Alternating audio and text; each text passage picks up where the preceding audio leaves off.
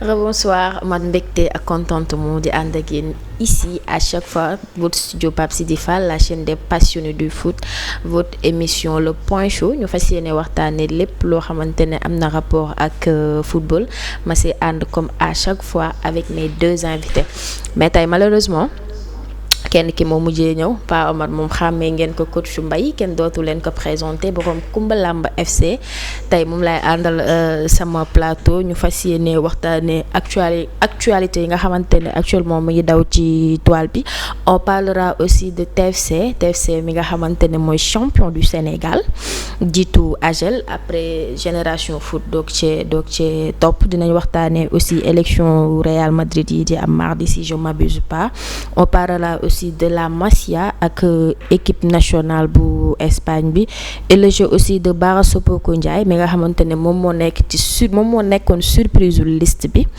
dinañ ci waxtaanee démb Côte d'Ivoire moo door France 2-1 ñoom moom instant bi coupe du monde lañ ko def déjà te amical kese la woon aussi am nañ ay questions yoo xamante ne personnel dinaa ko poser Pa Omar te réponse bu mu si joxe aussi dina fi indi ay justificatif dinaa ko laaj ban équipe la xalaat ni kii war na mën a dem finale ban équipe moo ko nar a bett ak ban équipe moo nar a nekk équipe bu ñu surcoté yooyu yëpp dinañ ci waxtaan ak coach Mbaye et aussi quelle équipe sera la surprise de cette coupe du monde Pa Omar nuyu naa la. maa ngi lay nuyu di la jox sa wàccuwaay di nuyu suñu fidèles téléspectateurs yëpp di nuyu Moussa mi nekk ci réalisation bi di nuyu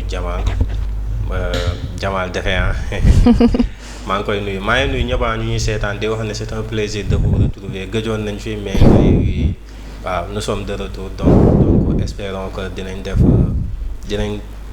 tàmbali nañ ci jàmm espérons que l'émission se déroulera dans les meilleurs. Mbaye la sant affaire tabaski bi da koo jàppoon heure bu ma ko oowee mu ne ma instant bi je ne me sens pas bien xam naa ne xar mi moo ko daal di waa ba ma de ku lay simmi.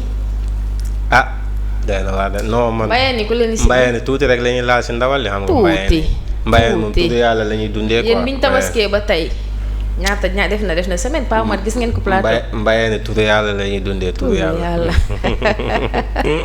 yéen ñi nga xam ne aussi yéen a nekk sur la chaîne YouTube de Jamal Info yéen a ngi fii ci plateau bi ak ñun comme je vous dis à chaque fois saisi bu baree rek incha allah dama leen di woo mais démb TFC dafa daal di jël li ñuy wax champion bu Sénégal devant AGEL et Génération Foot Pa Omar avant ñu ñëw ci sacre bi nga xam ne TFC def na ko mais lan moo indi actuellement surtout AGEL parce que AGEL kenn xalaatul woon ne TFC dina ko devancer.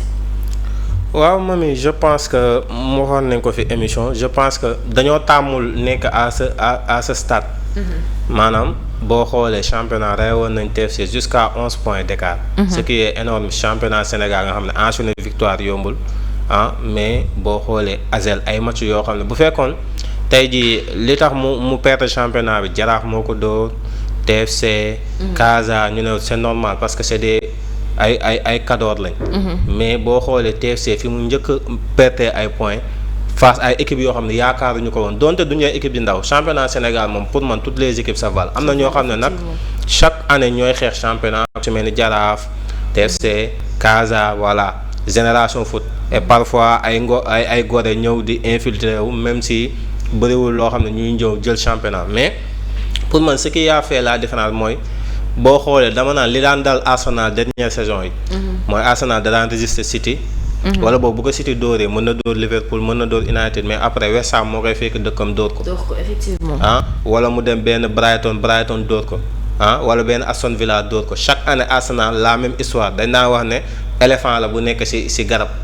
tôt ou tard mën na branche bi mën na damm. donc pour man ren looloo dal AGEL parce que rawee woon na ñu ngi woon seen fauteuil de leader confortablement amoon une avance assez considérable mais aussi Malick Daaf si moment yooyu noonu il recevait aussi beaucoup de critiques mooy coach TFC mais moom il a su parce que yàgg xam na championnat ni muy demee il a su garder son calme il a su garder sa sérénité il a su maintenir le cap il a su ba pare. TFC championnat bi yëpp 2 défaites rek la am.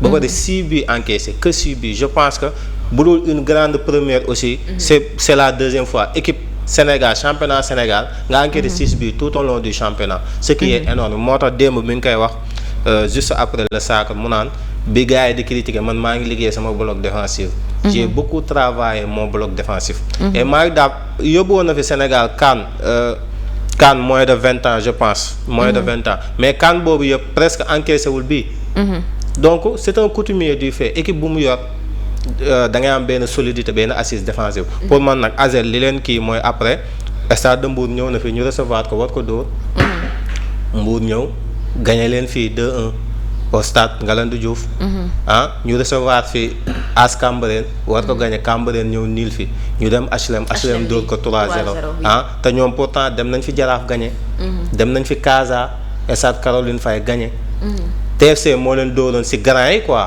TFC moo leen dóoroon aller 2-0 si grand yi mais à part ça ñi leen dóor pour man waruñu leen bon football nag ñëpp mën nañ dóorante mais des fois boo nekkee yenn posture yi di xeex championnat yenn match yi waroo koo ñàkk malheureusement match yooyu lañ perdre le fil TFC en a profité gagné TFC boo xoolee ay match am yëpp day la plus petite des matchs lay gagné 1-0 wala 2-1 tara 2-1 TFC su ma juumul championnat bi ren ji def na 10-0-0 10 matchs yoo xam ne ay 0-0 lay def bon cela veut dire que c'est pas flamboyant en attaque défensive contrairement à ASEL jël na fi ay buts ay 3-0 face à HLM te boobu HLM mi ngi presque wala mi ngi zone de relégation kenn yaakaar woon ne boobu HLM dina recevoir ASEL écraser ko noonu et TFC profiter aussi parce que TFC aussi ils ont des joueurs d'expérience ASEL am na ay joueurs d'expérience mais TFC joueur boo xoolee Malick Daaf dafa ñëw indi quelques ñi mu yoroon Jaraaf ku si mel ni Moustapha Gueye nga xam ne ñoo bokkoon koñ Dakar Guédiawaye fi mu dëkkoon soriante wala fi mu dëkk ki bon pour man c'est le meilleur défenseur central du championnat cette année mooy Moustapha Gueye il est très très fort bokk na li tax TFC am solidité défensive boobu donc mi ngi noonu pour man léegi TFC profité démb aussi c'était un déplacement difficile pour ASEL parce que déen la dem ñoom nag ay jàmbaar lañ ñu ngi leen di encourager waaye it ñu ngi leen di féliciter parce que tamit ñëpp dañ ne woon déen la war a jëlijee championnat bi góomu mu gagné déen man sax bokkoon naa ñu ne ça sera très waxuma woon mënul ne mais ça sera très difficile mu dem Génération Foot gagné fa parce que Génération Foot deuxième partie saison bi da doon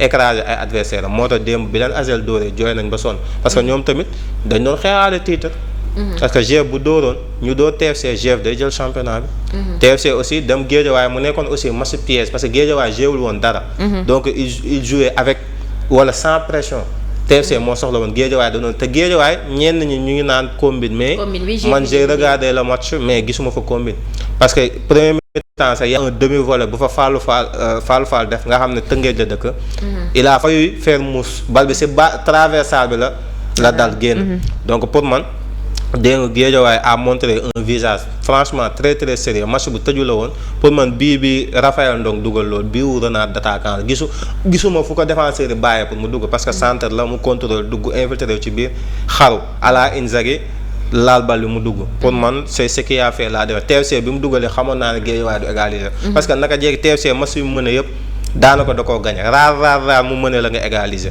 parce que c'est du Malick Daaf tout craché dafa am solidité défensive boo xam ne bu la xasee mëne moom li mu bëgg yow ngay football mais dalay tere yow nga bëgg nga football li nga bëgg football donc pour man en résumé c'est ce qui a fait la différence. Mais Pa Omar, le foot local et la ville de Rufisque parce que boo xoolee trois clubs yi nga xamante ne ñoo jël première deuxième troisième yëpp ce sont des Rufisques quoi. waaw je pense que depuis pour man depuis 5 ans ou 6 ans pour man Rufisque est devenu la capitale du football sénégalais. Pour man sans exagérer pour man même sur les navétanes même au niveau des navétanes boo xoolee tey jii en 2019 sama équipe bu koñ jaar na fi jël régional mooy ASC Guy Bënn maa ngi saluer de passage président Mao Ndaw jël ko avec coach Ousmane Seck jël les régionales année bi si topp ASC Ndar ko Ndaw dem final équipe bu Tëngéej tamit ñu dóor ko année bi si toppaat mu dem jël ko jël fi départemental teg la fi départemental sax donc même 2019 bi Guy Bënn ak ASC Ndar ko Ndaw bon département c'est le département de Rufisque jarul sax ñu koy lim parce que c'est les équipes de Rufisque mais ñoom ñaar ñëpp dem nañ fi en laps de temps en espace de 3 ans ku si nekk jël régional boo xoolee tey Tëngéej TFC bi mu yéegee ba tey ñaata yoon la jël championnat ba am na année Covid bi sax moo jël paie war a jël championnat ñu annulé ko parce que lan Covid yàllaa Covid ñu arrêté championnat alors que boobu am na une avance boo xam ne assez considérable boobu ñëpp dañ ne woon TFC li mu nekk équipe bu ndaw parce que boobu nekkagul équipe bu mag ñu ne lii bu doon Jaraaf ñemew ñu di annulé naan championnat bi du am vainqueur wala bu doon Casa ñuy lim mais teewul année bi si topp dafa ñëw confirmer jël championnat bi. TFC donc bi mu ñëwee ba tey c'est une équipe régulière boo xam ne bu jëlul ren déwén day jël. depuis bi mu yéegee Asel aussi équipe biy doog a yéeg daaw ren muy xeex titre cela veut dire que y a progression donc ñu ngi nuyu coach Taban de passage. xam ne moo jëlee équipe bi depuis bi mu nekkee division amateur ba fii. ba yéegal ko première division donc moom tamit il a du mérite. mais j'en profite pour aussi saluer un grand coach pour man waxoon naa ko fii. ma ne kii di coach Malick Daaf kii di Souleymane Diallo de Jaraaf pour man ils n'ont pas d'égal dans ce championnat. Et pour man voilà back to back dem jël Jaraaf. jóge fa ñëw jël ko TFC et je pense que c'est sa 4e championnat. Et c'est des grandes équipes hein. Grandes équipes ba pare ñëw TFC confirmé début bi ñëpp ne équipe bi baaxul jeu bi xoolal mais il a su garder moo tax pour man une grande équipe un grand coach. Parce que pour man Malick Daaf. Parce que mën nga nekk coach sans être un manager mais pour moi Malick Daaf c'est un manager il sait gérer un groupe am na tempérament nag mais il sait gérer un groupe c'est un grand monsieur donc wax na ko démb bi ñu koy kii mu ne nga Sénégal jot nañu nangul la mais effectivement Malick Daaf jot na tey jii pourquoi pas Pape Thiaw bu fi jógee Malick Daaf dafa war buñ ne dañ koy jox équipe nationale kenn waru see teg baat parce que il a fait ses preuves même catégorie yi mu naan yor équipe nationale sax da daan wane peut-être nag dafa tombé période bu sombre boo xam ne Sénégal daan na dem final mais daawul am chance jël coupe. ba mu mujjee organiser CAN U20 fii ba série la ko Nigéria gagné. année yooyu dafa metti mais Sénégal boo xoolee dernier championnat d'Afrique yi mu jël yëpp catégorie jeune série lay gagné. te pourtant daan nga dem ba série ñu gagné la heure boo dem ñu ne Sénégal de série bu ñu fa demee rek. ñun perte nañ espoir mais pourtant léegi Sénégal day dem série doo sa titre xam ne suñu góol day jàpp wala dañuy gagné noonu lañ gagné suñu première CAN.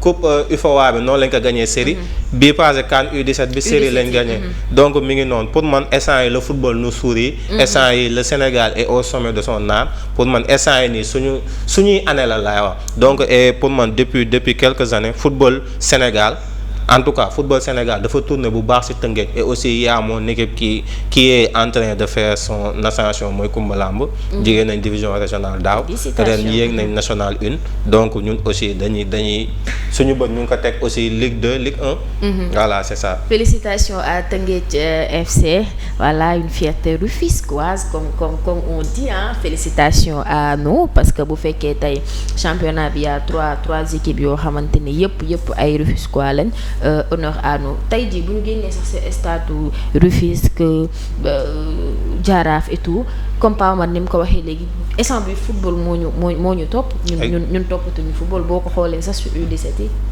effectivement pour man football instant yi le football sourit au Sénégalais dafa mel ni wala au Sénégal parce que dafa mel ni Paris Saint-Germain tey ñaata année ñu doon topp pour toucher le Graal mënuñu koo laal muy la C1 la Ligue des Champions tey jii xoolal back to back lañ def affaire yi mi ngi yomb ci ñoom parce que Paris 3 dernières années demi-finale finale depuis Luis Enrique demi-finale. te demi-finale bi sax dañu waroon finale parce que amoon na adversaire bu abordable en l'occurrence de Borussia Dortmund. surtout qualification bi nekkoon au Parc des Princes. dernière finale bi Borussia dem face au Real Madrid. Paris moo amoon demi-finale parce que dañu éliminé Barça quart de finale am Dortmund. waroon recevoir seen dëkk qualification ñu dem Allemagne ñu doon leen 2-1 ñëpp ne Paris retour day remonter Dortmund ñu ñëw match bi ba match bi jeex Paris mënu koo dindi ba malheureusement Mats Hummels moo dugal mbëkk. match bi foofu lay am donc Paris demul final Borussia Dortmund à notre grande surprise dem final année bi si topp dafa final jël ko bi si toppaat mooy ren. mu final waat donc Paris 3 dernières années c'est une équipe régulière te Paris jafe woon na ci moom ay demi-finale ak yi daka daan dem balaa mu kaa demati kenn xamul kañ la. final moom daka daan dégg benn yoon la dem mooy année Covid bi Bayern dóor ko en 2020 Bayern dóor ko final depuis lors day ñëw 8e de finale 8e quart de finale 8e. c'était devenu une routine. donc mais Paris léegi c'est devenu. bon seen cycle la parce que football ay cycle la c'est cyclique donc ay cycle Sénégal na dafa nekk ci cycle am donc Sénégal tey jii nii ñun en tant que Sénégal mën nañu rêver lépp même coupe du monde tey jii bu demee ba Sénégal gëm ne Sénégal mën na jël coupe du monde cela veut dire que xam nañ ne équipe bi wane na ko ba pare Sénégal mi ngi ci cycle am dañoo nekk ci cycle boo xam ne tant que cycle bi amul fin Sénégal mën na jël lépp et football naka jekk noonu lay doxee. ci foofu sax lay profité dugg ci équipe nationale bi waxtaan ci tuuti ak Parma parce que boo xoolee liste bi ko Pape Thiaw génnee y a un joueur boo xamante ne ñëpp dañu ne woon moom mooy surprise bi Pape retourné ne y a 2 joueurs yoo xamante ne xam nañ ne des 28 ñoom lay génne mu dese ma 26 et xel yëpp dafa demoon ko ci ne moom mii muy Baara bu Bayern dinañ ko génne bu génne di am moom ak keneen et à notre grande surprise mu def match bu baax contre les États-Unis Pao Mar yow jàppoon nga ne moom exactement moom la ñu waroon génne wala match bi nga xamante ne def na ko muy match de référence contre les États-Unis moo tax ñu maintenir ko. Bon c'était quasiment sûr que Baara lañ doon génne peut-être dañ doon wax entre Ilay ak Antoine Mendy kuy nekk le deuxième mais Baara moom c'était sûr que moom lañ war a génne parce que comme ni Espagne def tey jii woo na Gonzalo Garcia woo na Marc Bernal. ñooñu dañuy accompagner rek après ay xale lañ. Après ils vont retourner chez eux. Mais Baara aussi c'était idem.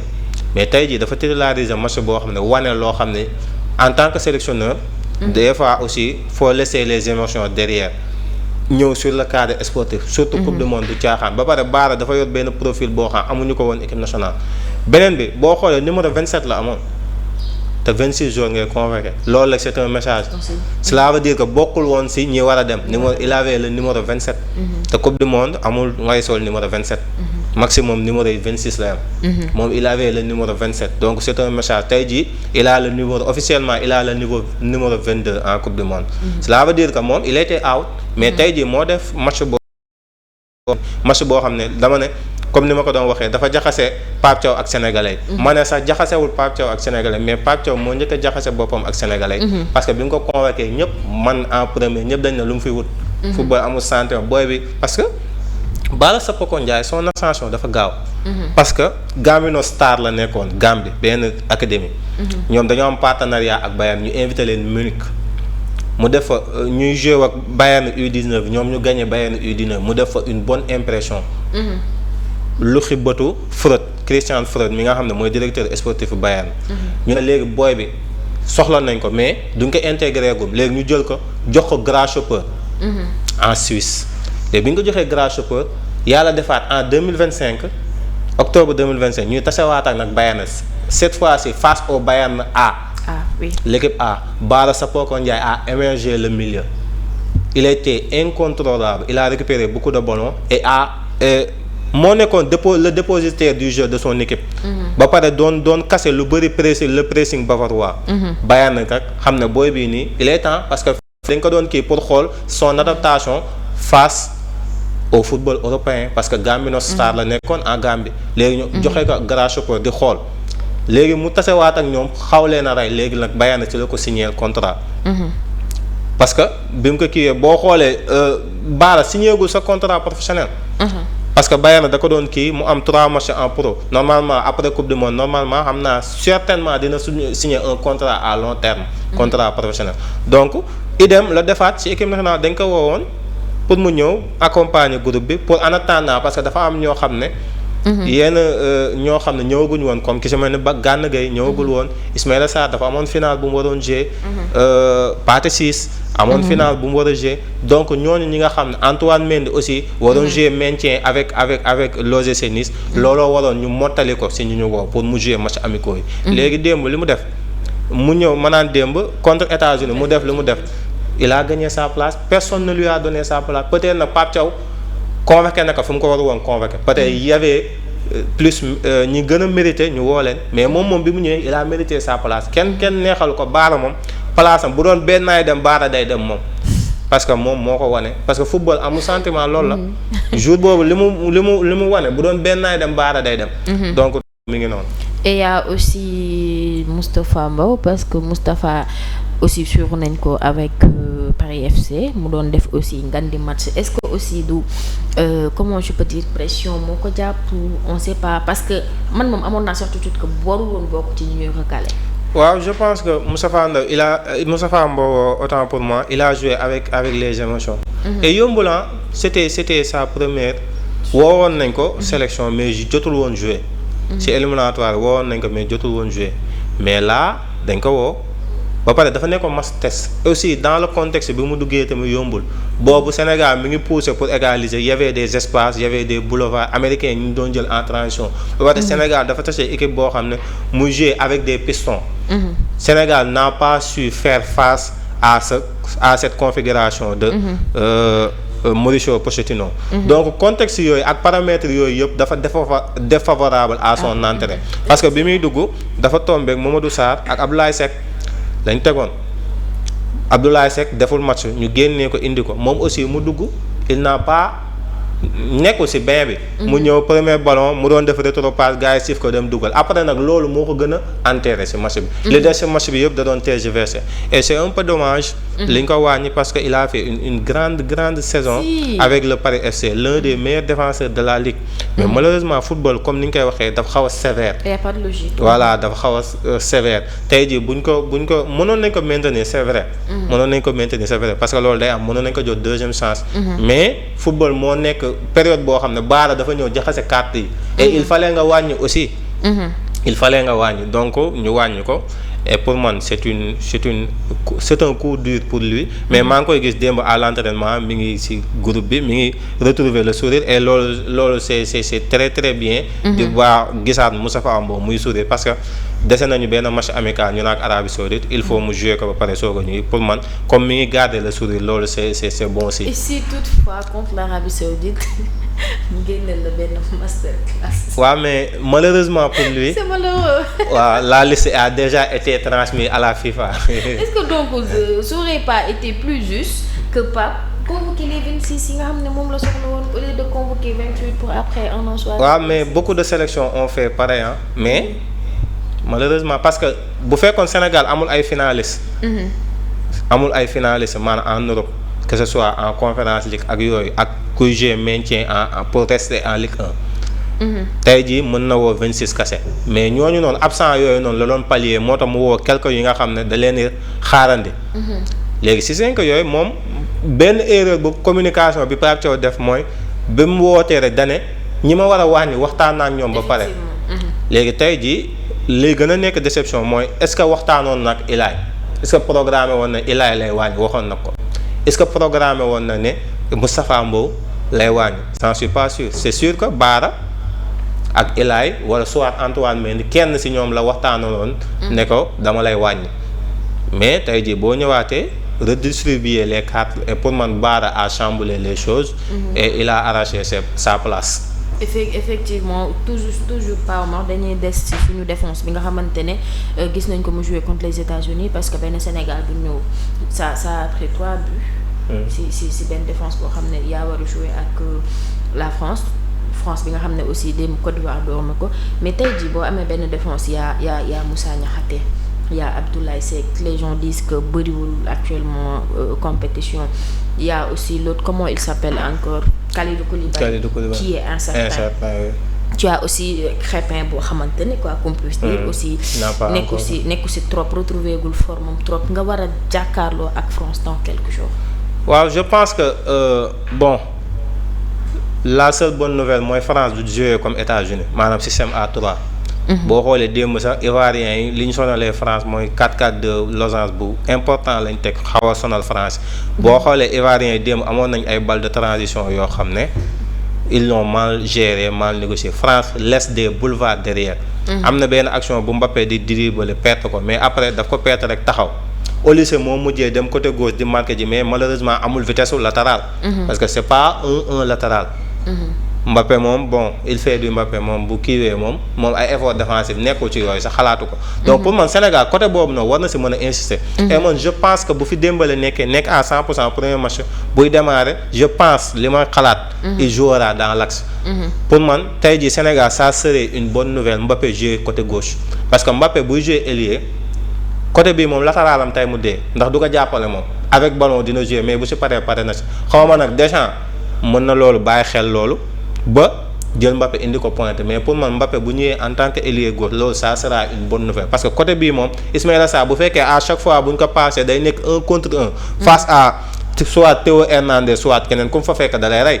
parce que am na benn bu dee Ibrahima Mbaye aussi idem parce que benn latéral mënoo gérer benn ailier 1 contre 1 pendant 90 minutes ba pare bu fekkee Sénégal par exemple dafa titulariser Ismaïla Sarr de ce côté là. Mbappé du def repli Ismaïla Sarr bu pompé bu génnee par exemple Mbaye dugg latéral boobu tey mu dee. Et je pense que ça serait une bonne nouvelle. Mbappé jouer côté gauche parce que il va laisser des boulevards boo xoolee Ivoirien côté boobu démb insisté nañu ci lu bëri. Mais malheureusement ils ont un peu mal joué leurs actions ba pare kii Diomandé il était en dessous quoi de sa forme habituelle. Il a raté beaucoup de duels un contre un alors que moom c'est son fort. Donc pour man Sénégal am na ay lacunes défensives mais n'oublions pas aussi que ne c'était pas la charnière titulaire. Parce que c'était des Moustapha Mbow Mamadou Sarr axe droit la ñu teg ko gauche moom tamit ça l'a un peu gêné parce que da doon am problème mu situé wu moo tax da doon génn ay génn yoo xam ne baaxul parce que peut-être tàmmul jouer gauche parce que c'est un défenseur droitier qui joue à droite. Mais comme dañoo titulariser Abdoulaye Seck moo tax ñu indi ko gauche. loolu moo xaw a sonal tuuti Mamadou Sarr en plus amul rythme pour man match amical bi ñu joué bii passe ak bi ñu joué contre Arabie Saoudite dina ko xaw a jàppale mu amaat tuuti rythme. Et je pense que face à l'Arabie Saoudite c'est le Sénégal va mettre son équipe type. xool ba deuxième mi-temps muy soog a génne et loolu dinañ ci am pas ay conclusions mais. Sénégal dina rassurer waat peuple bi juste avant le mondial et je pense que ça sera Mamadou Sarr Moussa Niakhaté dans l'axe. Crépin bon il est en dessous mais Crépin aussi bu ñu fàtte ne compétiteur la. bu compétition commencé beneen Crépin ngay gis c'est un compétiteur et El Hadji Malick Diouf moom égal à lui-même moom ndaanaan la et Pape Gueye bu ñëwaatee Gana Gueye ñëwaat dañuy gis beneen Sénégal parce que c'était pas le milieu titulaire aussi. Même sax avant ça gis nga bi Pape Gueye duggee avant Habib Diarra di toog justement en début de deuxième mi-temps le trio Pape Gueye Bara Sapoko Ndiaye Habib Diarra ils ont émerveillé la rencontre. Malheureusement tuuti après Habib Diarra génn. Habib Diarra nag parfois c'est performant par intermittence la koy def. gisuñu ba léegi le vrai Habib Diarra. Sa début de CAN c'était très bon après mu xaw a chuté boo xoolee bii face à l'États-Unis fin période lay soog a yeewu mais début match bi yëpp da koo tergiversé. Et je pense que dans ce genre de match-là on a besoin d'un très grand Habib Diarra d'un très grand Pape Gueye d'un très grand Gana Gueye. Et Gana Gueye bëriwul lu muy décevoir dans ce genre de match en plus ce genre de match soxlawul sa coach di motiver Sénégal France moom tout le monde sera motivé. Parce que c'est un grand match même les supporters donc ba pare ñu bëri suñuy mbokk africain lañ laay wax. ay nit ñu ngay jouer comme yow donc il y aura pas de complexe d'infériorité. Pour man nos joueurs vont regarder droit dans les yeux les joueurs francs au contraire ñoom ñoo ñuy xool di mooy toog yooyu mais suñuy joueurs moom vont leur marcher dessus et pour man match boobu je suis confiant à 100% ne Sénégal dina ci génn incha allah. Pao Mar la fois passée am na lu ñu doon waxtaan man ak yow sur WhatsApp bi liste bi génnee tey jii kii buñ demee ba Moussa Niakhaté tey am cumul de carton parce que ñun ñëpp xam nañ ne c'est très facile pour un défenseur. nga am cumul de carton ou bien des blessures et tout qui pour jouer à sa place. waaw moom ma ne côté boobu noonu laa xam ne Pape Thiaw dafa juum. parce que benn axe gauche c'est toute une sélection doyul. parce que poste bu ne normalement da nga ko war a doubler. pour man moo tax Malang Sarr dafa waroon ñëw. parce que tey jii ñàkk a woo Moustapha Mbow c'est pas wala wàññi ko c'est pas si dramatique. Certes il méritait sa place parce que il l'a prouvé il a fait une grande saison mais c'est pas dramatique. Parce que tey jii certes nag Koulibaly il est incertain aussi. Mais y a Mamadou Sarr. tey jii ñoom ñaar ñëpp je pense que mënuñu fee ñàkk bañ a nekkandoo. mais tey jii bu fi Niakhaté nekkul da ngay obligé Koulibaly bu fekkee mi ngi fi Koulibaly yàgg na jouer gauche mën na jouer gauche il s'en sort très bien parce que il est à l'aise avec son pied gauche. mais tey jii nga woon gauche moo gën kële day il est à l'aise mais bokkul ak gauche bu fay jouer ba tey. donc Mamadou Sarr Malang Sarr dans tous les cas dafa waroon ñëw. parce que boo xoolee yeneen sélectionneurs yeneen sélection yëpp dañoo doubler seeni paires. axe gauche ñaar fay na axe droite ñaar loolu mooy li yoon. mais nag le coup est déjà parti. mais aussi am nañ beneen option dans l'axe mooy Pathé Ciss qui peut y jouer et qui est très performant dans ce poste-là. boo xoolee Barça Rayo Vallecano au Camp Nou retour championnat moo joué défense centrale. match bi 1-0 la jeexee match bi yëpp il n'a pas tergiversé il a fait un très bon match mën na jouer défense donc amoon nañ beneen option dans l'axe mais pour man c'est une erreur de la part de Pape de ne pas convoquer Malang Sarr. et on enchaîne par Omar, mais cette fois-ci dañu daal di dem Espagne parce que dañoo gis naa yenn catalan di retaan merengue di leen wax ne équipe bu Espagne bi amoo leen fa benn joueur d'habitude dañ leen doon wax bëriwoo leen fa mais léegi dañ leen di wax amoo leen fa benn comme sélection bii nii. le pourquoi à chaque fois Masia bi moom mooy ëpp ay joueurs yoo xamante ne dina leen génne ñuy dem di football ci équipe nationale Espagne bi. waaw pour une bon loolu moom yaakaar naa yow mën a justifier. le Barça a le meilleur centre de formation du monde. La Masia loolu ñëpp nangu nañ ko. ba pare Barça boo xoolee ñi fay football xaaj bi à 90% c'est des Espagnols. Oui. Mais tey jii comparé aux autres équipes jëlal Atlético Madrid ñi fay football ñaata étranger fa ne jëlal Real Madrid mënoo fa lim espagnol yu bëri. am na fa am na ñu sélectionneur mais Carvajal gis nañ saison bi nu mu demee soxlawul ñu ciy ñëwaat. il pouvait le sélectionner parce que comme Kaaw Koulibaly Carvajal même bu doon incertain sax waroon nañ ko woo parce que c'est un meneur d'homme, c'est un leader, c'est le capitaine de la sélection mënoon nañ ko woo pour les mêmes raisons que Mikel Merino parce que Mikel Merino saison bi yëpp jéewul dernière journée lay doog a ñëw face à Leeds United donc Mikel Merino waroon face à Crystal Palace donc Mikel Merino tey jii fu ñu ko woowee waroon nañ fa mën a woo Carvajal là je suis d'accord mais Carreras deuxième partie saison am c'est à oublier OSN deuxième partie saison entre cumul de blessures ak mauvaise performance. donc il n'était pas sélectionné ba pare mënoon nañ ko woo bu fekkoon ñeneen ñi derrière performance mais derrière y avait Eric Garcia qui a été en train de faire une très très grande saison. y avait Marc Pubil à l'Atlético Madrid nga xam ne Levante la jógee ñëw doon révélation dem ngandam saison Atlético dem ba demi-finale donc ñi ñu woo aussi c'est des méritants. Góoma De La Fuente woo na kenn parce que da ko neex. Ferran Torres mine de rien li muy mën raté yëpp dugal na 17 buts Liga li muy mën raté yëpp ñu naan Ferran Torres 17 ou 16 buts en Liga. donc il a été performant Borja Iglesias yóbbu na Celta Vigo ba demi-finale Conference League donc il a été performant moom tamit dugal ay buts. donc De La Fuente gisuma kenn ku mu woo parce que da ko woowu yaa ma neex. pour man ñi fi ñëw. ce sont les plus méritants. et li waral loolu pour ñëwaat ci sa question mooy Barça ci boppam équipe am espagnol yi ci ëpp.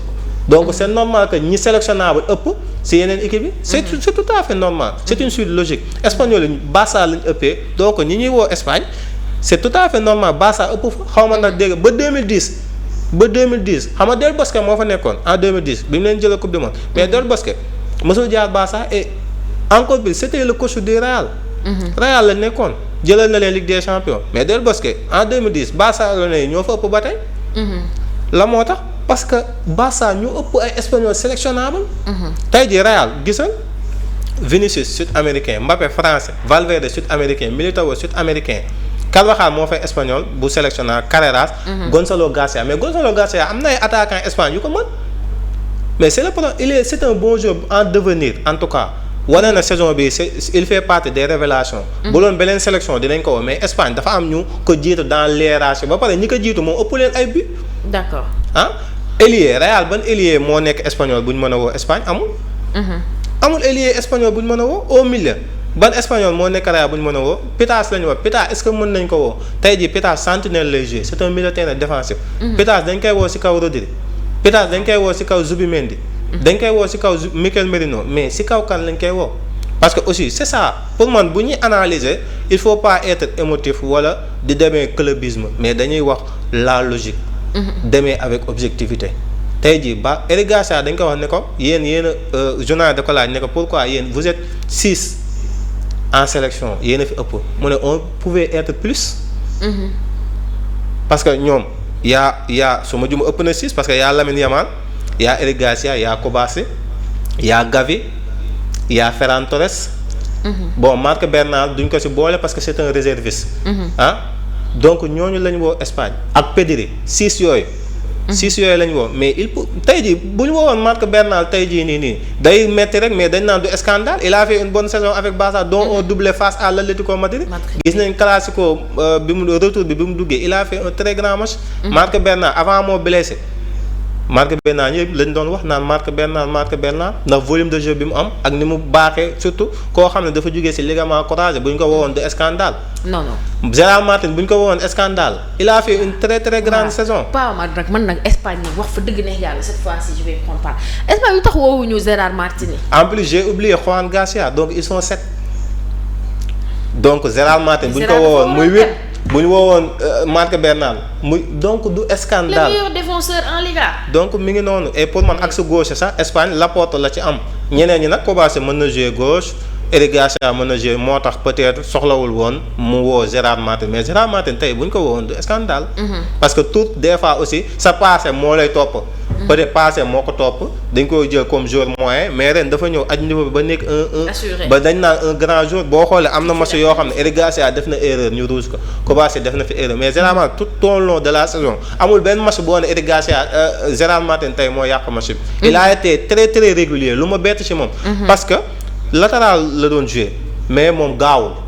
c'est pas un joueur qui va vite donc loolu lacune la mais ñëpp xam nañ ne.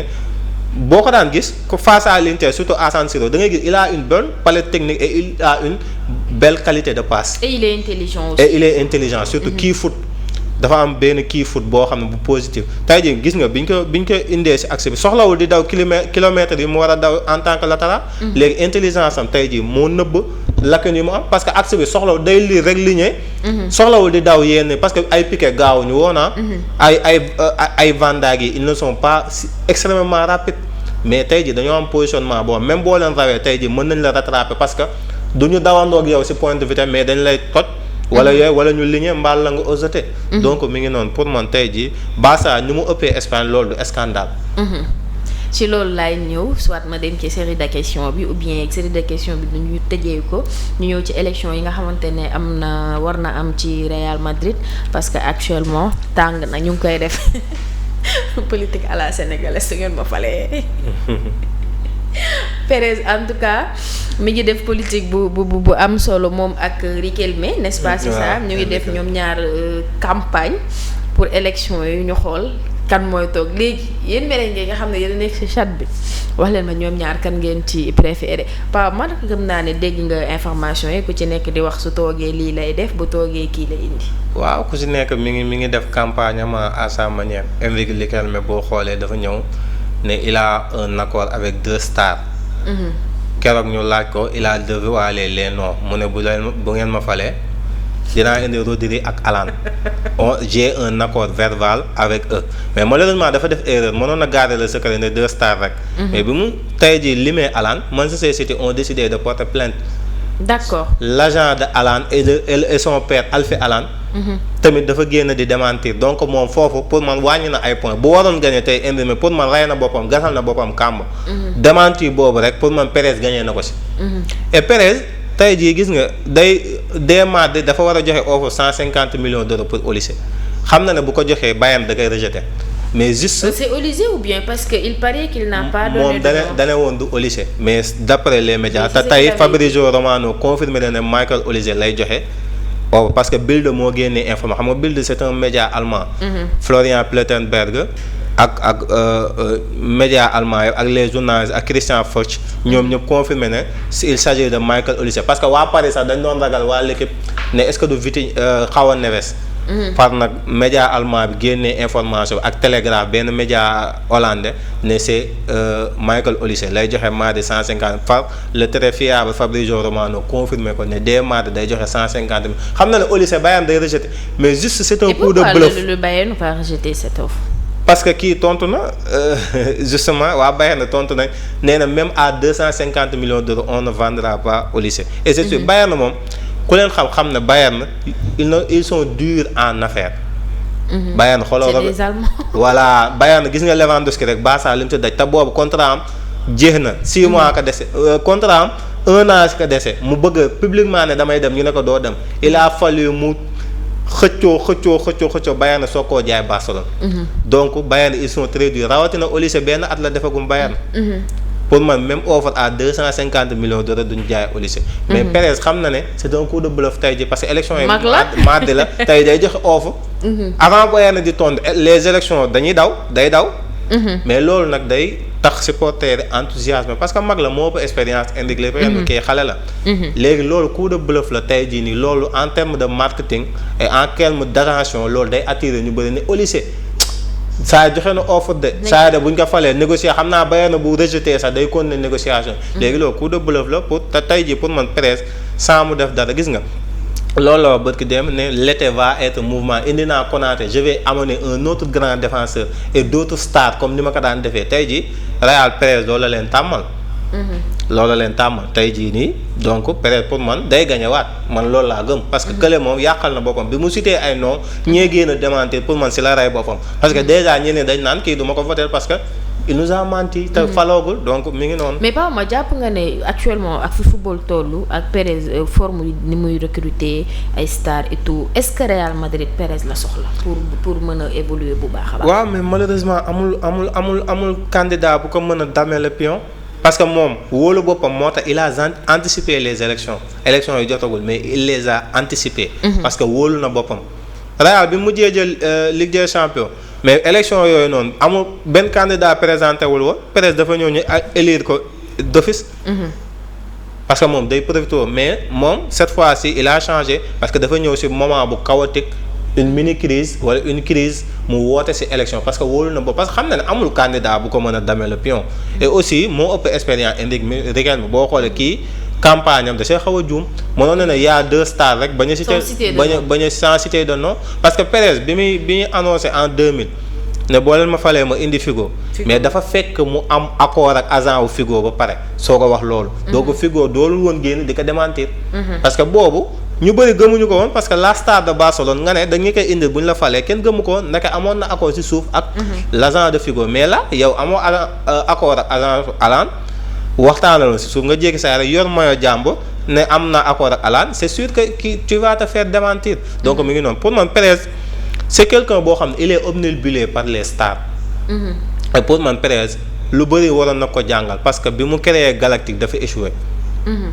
mu créé waat pour man ñii boo xam ay Galactique lañ mais peut-être des mini Galactique parce que bi Mbappé ñëwee ñëpp dañ ne c'est les nouveaux Galacticos. mais 2 années blanches successives pour man Pérez dafa war a changer politique. xaw a wàññi star yi tuuti jënd Nuno Mendes bi ko pare di jënd du star João Neves bi ko pare di jënd Vitinha du ñuy star. ay bons joueurs la ñu nekk championnat Portugal mu kii leen indi leen mais xoolal tey jii Paris ñooñu léegi ay star lañ. pour man c'est comme ça qu'on fonde une grande équipe. mais Pérez il est obnubilé par les grands noms tey jii Ibrahima Konaté bu doon sur le cadre sportif rek Real Madrid du ko jël. parce que depuis 2 saisons nii Konaté il est en dessous de son niveau gis nga démb contre Côte d'Ivoire donc c'est plus le grand Konaté. bon mën na ñëw Real nag yeewaat loolu dafay am. mën na ñëw yow parce que équipe bu mag la am na aura am na compétitivité mën na ñëw. mu ñaaxaat ko mais Konaté bu doon sur le cadre sportif rek Real du ko jënd. mais tey jii comme c'est un grand nom boo ko jëndee ça attire un support Konaté ñëw na Real mais est-ce que Konaté ba nga xamoon la bi nga jàpp sa xel la est-ce que moo fi ne ba tey. donc mi ngi naan maa ngi leen dinaa leen indilaat yeneen star boo leen ma falee. donc supporter loolu lañ tàmm si peut-être donc tout le monde est enthousiasmé mais góob ne Real ak problème yi am. nga xam ne les stars dajale ay star moo ko indi nga bëgg a see dolli yeneen là c'est problématique. pour man c'est problématique. c'est problématique en tout cas Konaté ñëw na xale yi nee nañ Konaté bii lañ commandé woon ak bi leen livré en tout cas saison bu ubbee dinañ ci xam dara et là. y a mes séries de questions concernant mondial bi pour yéen ñi bëgg ñëw ci plateau bi nii mun ngeen woote 77 654 37 27 mais man moom dama am sama ay série de questions te équipe boo xamante ne wax na ma ko aussi dina ma jox les détails le pourquoi par ma première question bi mooy ban club ban équipe nationale nga jàpp ne actuellement fi football toolu nii am nga yaxin ne mën na jël mondial bi. waaw je pense que bon. am na ñu koy wax am na ñu koy kii mais je pense que faudra attendre le Portugal. parce que ba loolu dara ils ont une bonne équipe ba pare un grand coach. Roberto Martinez même bi mu nekkee Everton c'est un fin tacticien. ba pare il a trouvé son équipe. équipe boo xam ne ñu ngi commencé yàgg seen biir bi mu ñëwee ba tey ñu ngi def ay résultats. boo xoolee depuis bi mu ñëwee à la tête de la Seleção ñoom tamit comme Brésil Seleção lañ leen wax. mais Portugal a une bonne équipe. boo xoolee crise moo tax bu nekkee sélection amul problème mu dugal parce que y a un bon collectif derrière. ba pare am na ay joueurs yoo xam ne ñu ngi commencé tàmm jël surtout ñu ngi commencé tamit tàmm les grands rendez-vous. ku si mel ni Vitinha ku si mel ni João Neves ils ont Bruno Fernandes ñoo xam ne bu ñu ñëw coupe du monde ils sont ñoom ñëpp ils sont au sommet de leur art. Il y a Nuno Mendes l'un des meilleurs si ce n'est le meilleur latéral gauche du monde. pour man Portugal tey jii Gonçalo Inácio Sporting. mais pas ma Portugal seen milieu bi baax na défense bi tane na mais attaque bi yaa que des noms à part Cristiano Ronaldo y a Leao léegi turu kese la. oui y a João Félix y a aussi man ki ma gën a def cas c'est Trincao. waaw mais bon c'est un bon joueur hein. Ah, pas Omar. Il a fait une bonne saison avec le Sporting mais bon pour man loolu moo baax boo xoolee Leao c'est pas un joueur constant mais il fait partie des joueurs yoo bu ñu décidé mën nañ la gagner match tey jii Portugal mën na tase ak Espagne Leao nekk ci joueur mën na leen gagner match. mën na ko def nag nelawaat li des ci compétition bi yëpp. Pedro Neto bu Chelsea. C'est un joueur boo xam ne il est capable du meilleur aussi comme du pire Neto bu nekkee ci match mën na la gagner match. Pedro Neto Trincao il a fait parce que bi mu ñëw Barça aussi xale la woon. te boobu dafa fekk Barça boo xam ne Barça bu nekk fin de cycle mu metti ñu indi ko mu jugee ñu àbb ko mu ñëw condition yu mu ñëw jugee Braga ñu koy xaar mu am ay grandes attentes parce que boobu Barça daanaka li mu déboursé woon jënd ko mën na c'est une vingtaine de millions. mu ñëw adapté wul parce que Barça boobu ay Demir ay Trincao ay Abde donc équipe bi dafa xaw a bu doon Trincao tey ji période bii la ñëw. il jouera sans pression mën na wane sax plus li mu wane woon baax mais il a beaucoup progressé moom tamit. y a Leao y a Cristiano Ronaldo aussi capable ba léegi de marquer à tout moment. y a Rafael Leao ba pare équipe dafa am base sa défense bu baaxee sa milieu baax de après attaque bi loo am mun nga gagner match. bu ñu fàtte ne Espagne en 2010 Espagne ak écrasé wul benn adversaire am match yëpp 1 d'écart la ko gagné. match yëpp 1 d'écart la gagné Paraguay 1 d'écart la gagné Allemagne. 1 d'écart la gagné Pays-Bas. te boobu Espagne c'était la meilleure sélection du monde te pourtant coupe du monde bi match yëpp 1 d'écart te premier match dañ ko dóor mais bi ñu huitième de finale 1 d'écart quart de finale 1 d'écart demi-finale finale 1 d'écart.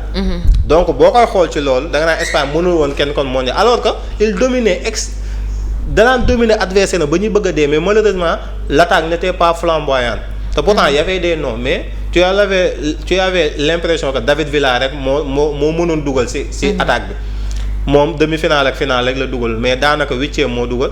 quart de finale moo dugal match de poule yi David Villa moo doon dugal.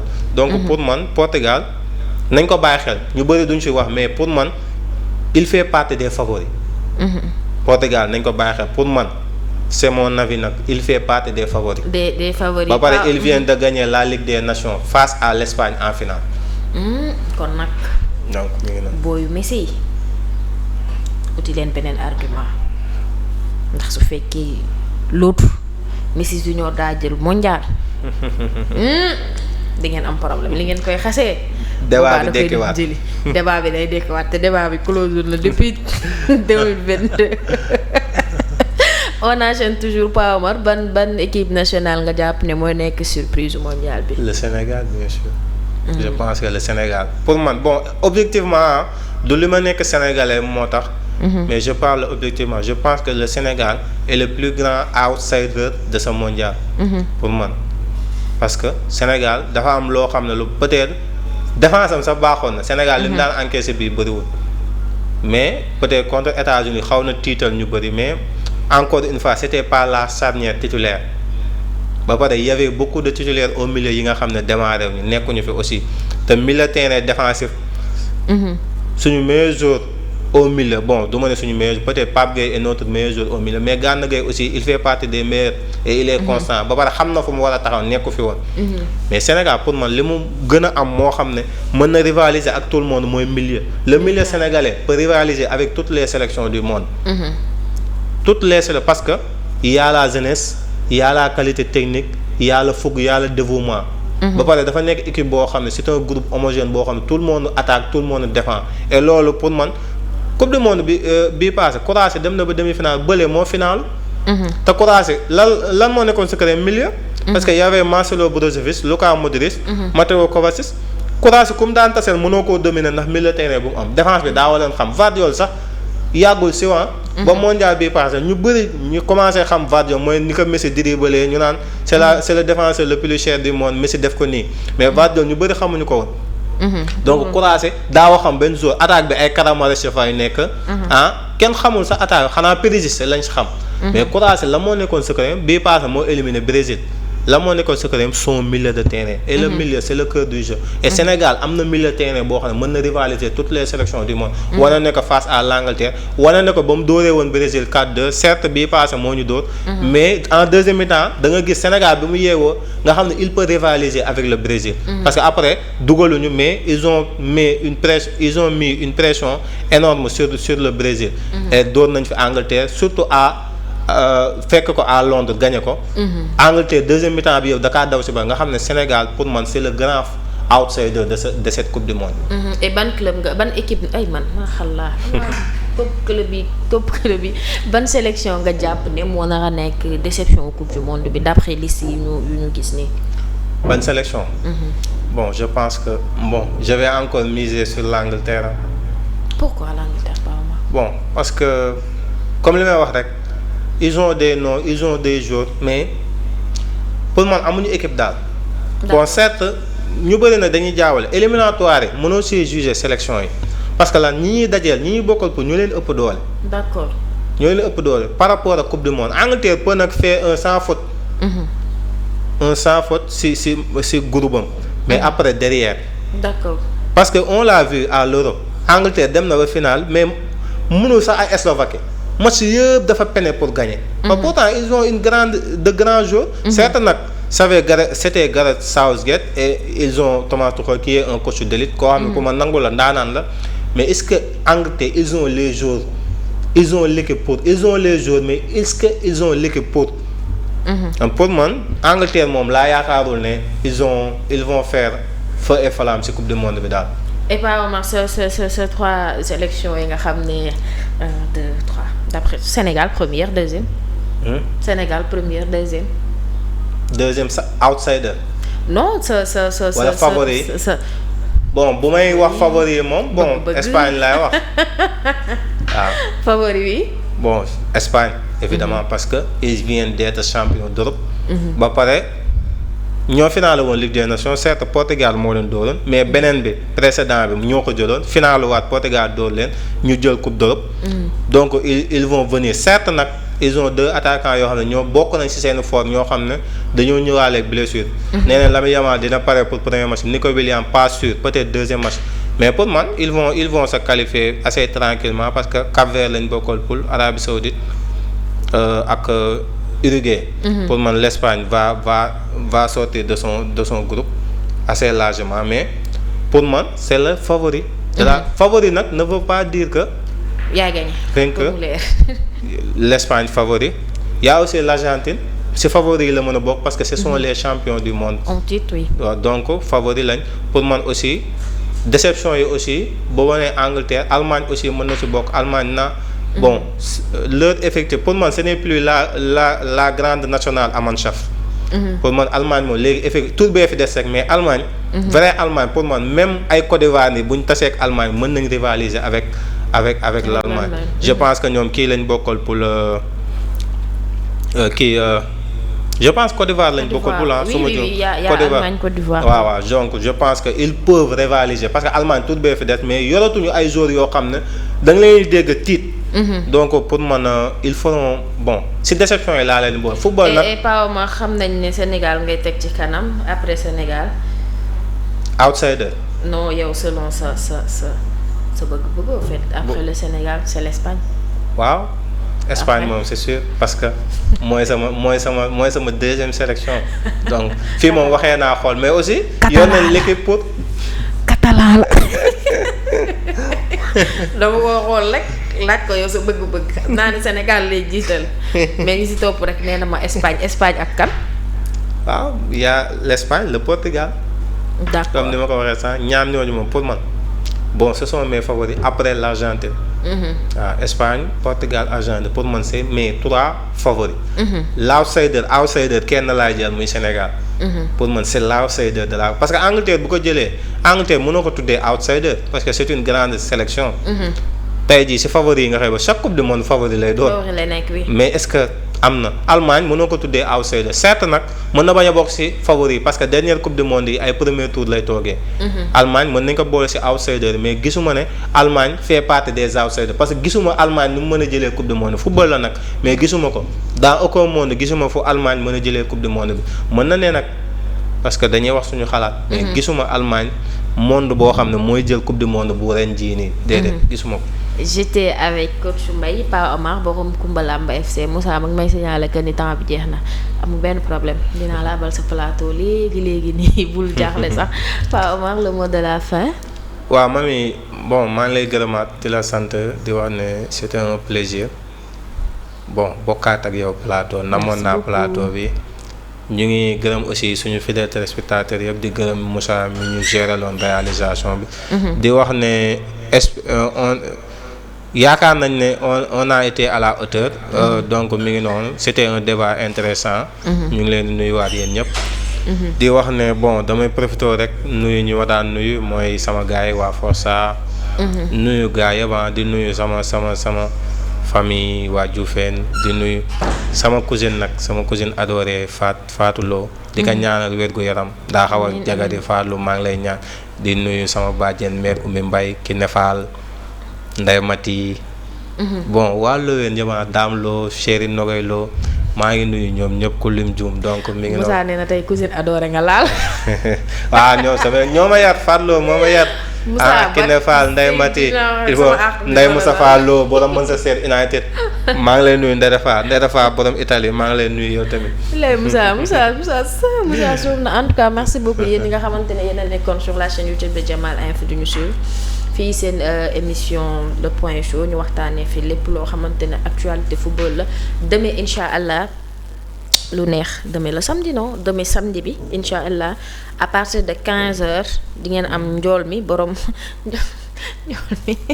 njool mi 5 minutes mën na si def 20 vidéos demee borom liste bi demee incha allah pour yéen ñu koy laaj demee di ngeen am njool mi ak Yaya demee incha allah à partir de 15h samedi bi di ngeen am njool mi ak Yaya mami bul ma fàtte nuyu Jibi Dieng le catalan maa ngi lay nuyu bu baax a baax yéen ñi nga xamante ne yéen a fi nekkoon du ñu sur depuis tout à l'heure merci beaucoup aussi à Moussa moom mi nga xamante ne moo nekkoon à la régie merci beaucoup aussi à coach Mbaye Pa Omar borom Koumbalamb FC à demain incha allah.